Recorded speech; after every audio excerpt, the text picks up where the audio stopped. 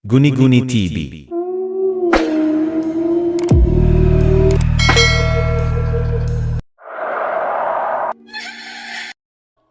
Magandang gabi po sa inyong lahat. Ang kwentong ibabahagi ko sa inyo ay ang aking nakakatakot na karanasan. Tago niyo na lang po ako sa pangalang Lorna. Nakatira po ako sa Pampanga. Business Management ang natapos kong kurso. Kaya lang, kahit na nakatapos ako ng college, ay hindi agad ako nagkaroon ng trabaho. Ang pinsan kong si Miriam ay nagtatrabaho sa isang organisasyon na tumutulong sa mga kapuspalad. Maliit lang daw ang sahod niya rito, kaya lang gusto daw niyang makatulong sa mga mahihirap. Kung gusto ko raw, habang wala pa akong trabaho, ay sumama daw ako sa kanila. Ipapakilala raw niya ako sa pinaka-leader nila. Hindi na ako nagdalawang isip pa na sumama sa aking pinsan. Kaya nang sinabi niya na sa Cagayan sila pupunta, ay sumama ako sa kanila. 3 araw lang kami sa Cagayan. Kaya nagdala ako ng mga damit ko at mga personal kong gamit. 15 lahat kaming volunteer. Ang pinaka-leader namin ay si Sir Eric. Siya ang humahawak ng budget namin sa pagkain at siya rin ang nakakaalam kung saan lugar sa Cagayan kami pupunta. 3 truck na malalaki ang kasama naming maglalakbay. Punong-puno ito ng mga relief goods at bus naman ang aming sasakyan. Ipapamigay namin ang mga dala naming mga relief goods sa mga katutubo na nasa kabundukan. Yung mga hindi nakakaabot ng tulong ng ating gobyerno. Meron din kaming kasamang 6 na sundalo para may proteksyon kami sa mga masasamang loob. Alauna ng madaling araw ay naglakbay na kami papunta sa aming destinasyon. Hindi ko alam kung ilang oras ang nilakbay namin. Ilang beses kaming huminto para kumain at magbanyo. Nakakatulog rin ako dahil sa haba ng biyahe. 4:00 na kami ng hapon nakarating sa Cagayan. Sobrang haba ng biyahe. Hindi mo na agad kami tumuloy sa bundok kung saan nakatira ang mga katutubo. Hapon na kasi delikado sa daan. Nagpalipas kami ng gabi sa kampo ng mga sundalo. Kinabukasan, maaga kaming umalis. Marami na kaming mga kasamang mga sundalo. Balita kasi sa lugar na pupuntahan namin ay may mga rebeldeng nagtatago sa bundok. Ang aming mga sasakyan na dala ay hanggang sa ibaba lang ito ng bundok. Bubuhatin na lang namin ang mga relief goods na ipapamigay namin sa mga katutubo. Napakahirap ng daan dito, maputik at madulas ang daan. 2 oras ang aming nilakad bago namin narating ang tribo ng mga katutubo. Pagdating namin doon ay sinalubong kami ng kanilang dato. Maya-maya lang, nagsalita na si Sir Eric. Pinaliwanag niya kung anong pakay namin sa kanila.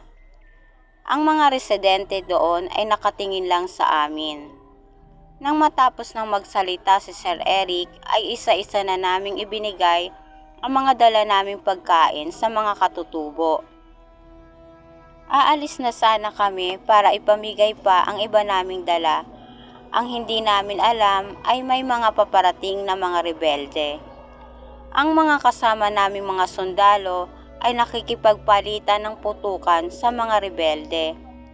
Tumakbo na raw kami, ang sabi ni Sir Eric, kaya kaming lahat ay natarantang tumakbo. Hindi namin alam kung saan kami pupunta. Ang alam ko, ang lugar na pinasok namin ay ang pinakaliblib na lugar ng kabundukan. Habang papasok kami sa pinakaliblib ng bundok, ay may mga nadaanan kaming mga bungo ng mga tao. Halos manigas ang katawan ko sa takot. Ang ibang mga kasama naman namin ay umiiyak. Sinabi ni Sir Eric na kailangan naming maging matapang, kung hindi ay mamamatay kami. Nagpatuloy kami sa paglakad. Malayo pa lang ay naaamoy na namin ang napakasangsang na amoy. Hanggang sa halos bumaliktad ang aming sikmura. May mga nagkalat na mga lamang loob sa iba't ibang parte ng gubat. Ang mga iba pa ay inuuod pa at may mga nakasabit pang mga kalansay sa itaas ng mga puno. Minadali na lang naming maglakad para makaalis na sa lugar na yon. Sinabi ni Sir Eric na ang mga nakita naming mga bungo sa dinadaanan namin ay gawa ng mga rebelde. Marahil raw siguro yung mga taong dinudukot nila ay doon nila pinapaslang. Wala na kaming naririnig ng mga putukan, napakatahimik na ng paligid. Ngunit hindi namin malaman kung saan na kami napadpad. Kahit isang sundalo na kasama namin kanina ay nakipaglaban lahat sa mga bandidong rebelde. Hindi na namin alam kung saan na kami napadpad hanggang sa may nakita kaming maliit na kubo. Nagmamadali kaming pumunta dito. Takang-taka ang mag-asawang matanda kung bakit daw kami napadpad sa lugar nila. Sobrang layo na raw nito at paano raw kami nakaligtas sa mga rebelde. Kwento namin na may mga kasama kaming sundalo. Hindi namin alam kung nakaligtas ang mga ito sa mga rebelde. Napansin ko na napangiti at nagtinginan ang dalawang matanda. Napakaliit ng kubo na tinitirhan ng dalawang matanda, kaya sa labas ng bahay nila kami nagpahinga.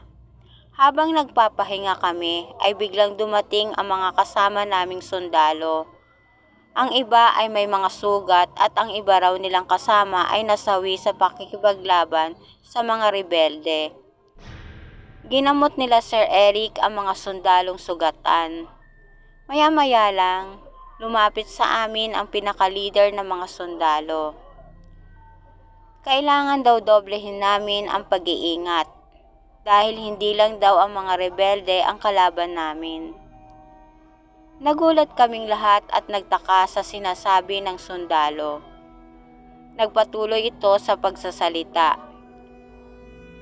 May nadaanan raw sila mga bangkay ng mga tao na nagkalat. Wakwak ang tiyan nila at wala itong mga lamang loob. Sinabi pa ng sundalo na aswang lang ang pwedeng gumawa ng ganon. Kaya lahat kami ay nangilabot at natakot sa sinabi ng sundalo. Hindi raw siya naniniwala sa mga aswang, pero yung mga nakita daw nila kanina sa daan ay patunay lamang daw na may aswang.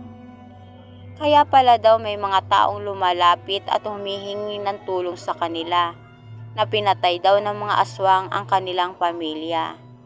Ngunit hindi sila naniniwala at pinagtatawanan lang nila ang mga ito. Madilim na sa paligid, sinabi ng sundalo na talasan daw ng mga kasama niya ang kanilang mga mata at pandinig. Malalakas daw ang mga aswang sa gabi. Maya-maya lang, nakarinig kami ng mga yabag at mga sigawan ng mga tao. Kaya napatayo kaming lahat. Kitang-kita namin na may 4 na tumatakbong lalaki. May mga malalalim silang sugat sa braso. Sinalakay raw sila ng mga aswang. Ang iba nilang mga kasama ay kinain din ng mga aswang. Ang dalawang matanda ay nakikinig at nakatingin lang sa amin. Hanggang sa tuluyan na nagdilim ang paligid. Bilog na bilog ang buwan. Mas malakas daw ang mga aswang pag bilog ang buwan. Dito raw sila kumukuha ng lakas. Maya-maya lang, nakarinig kami ng mga malalakas na pagaspas ng mga malalaking ibon.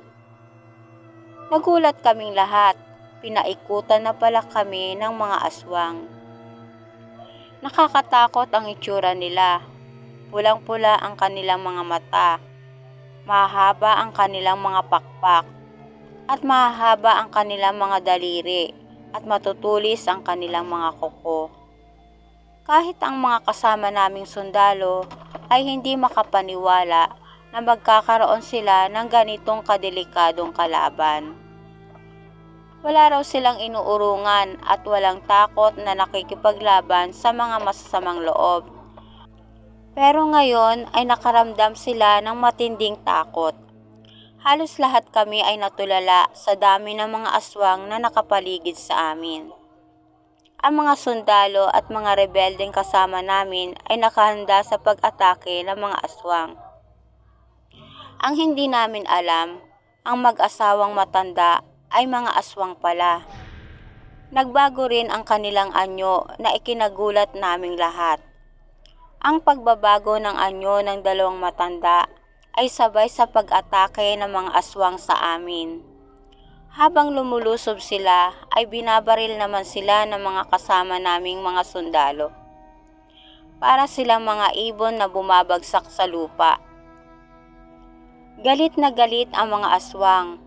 Marami na kasing nawala ng buhay na kalahi nila. Malalakas sa mga armas na dala ng mga sundalo. Kaya kahit na malalakas sila ay wala silang laban sa armas ng mga sundalo. Ang mag-asawang aswang ay namatay din sa tama ng mga Armalite. Kami na mga kasama ko ay natulalang lahat. Mga ilang sandali pa ang lumipas ay umatras ang mga aswang. Sinabi ng mga leader ng sundalo na umalis na kami sa lugar na yon. Malapit na raw maubos ang dala nilang mga bala. Hindi namin alam kung ilang oras ang nilakad namin pababa ng bundok. Halos lahat kami ay hindi makapagsalita sa pagod at gutom na dinanas namin sa bundok. Sa ngayon ay patuloy pa rin kaming tumutulong sa mga mahihirap. At dito na po nagtatapos ang aking kwento. Salamat po.